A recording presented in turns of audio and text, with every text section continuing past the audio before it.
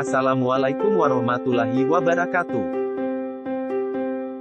Perdagangan internasional. Tugas presentasi IPS.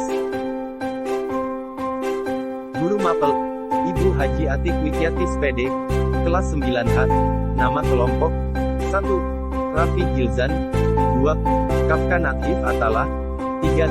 Gadis Farina Kirana Zain, 4. Anindya Sahdila. 1.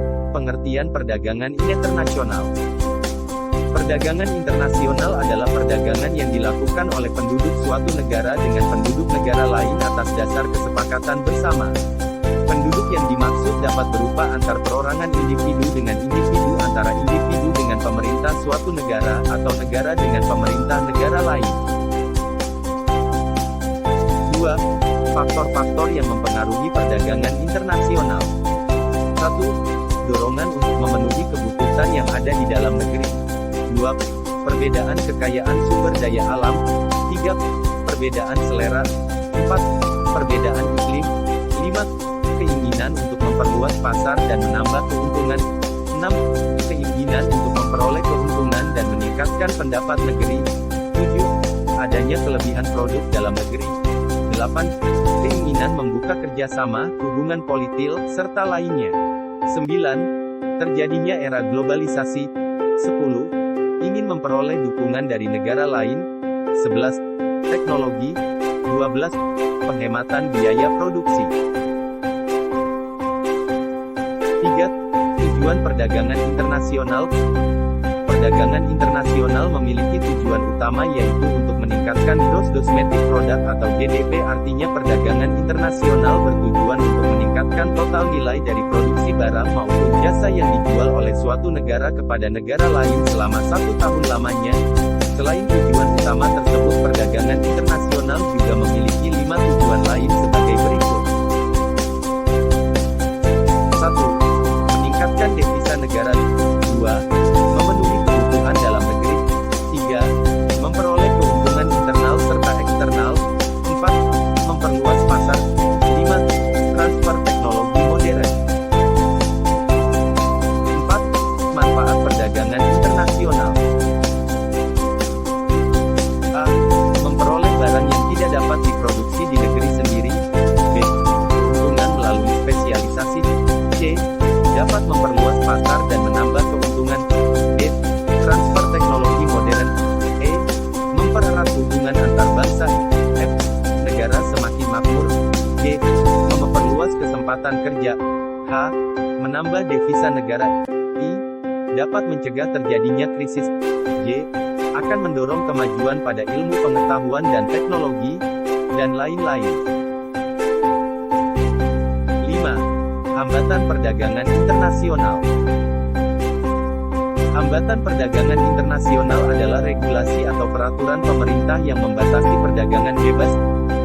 Hal ini mengurangi efisiensi ekonomi, karena masyarakat tidak dapat mengambil keuntungan dan produktivitas negara lain.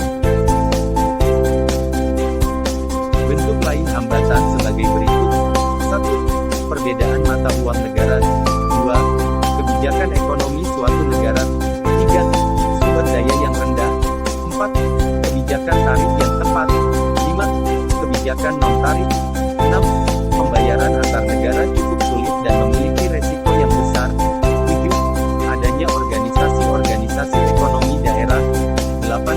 Penerapan subsidi. 9. Makanan suatu negara yang tidak terjamin. 6. Jenis-jenis perdagangan internasional. 1. Ekspor. 2. Impor. 3. Barter. 4. Konsinyasi. 5. Package deal. 6. Penyelundupan. 7. Border crossing.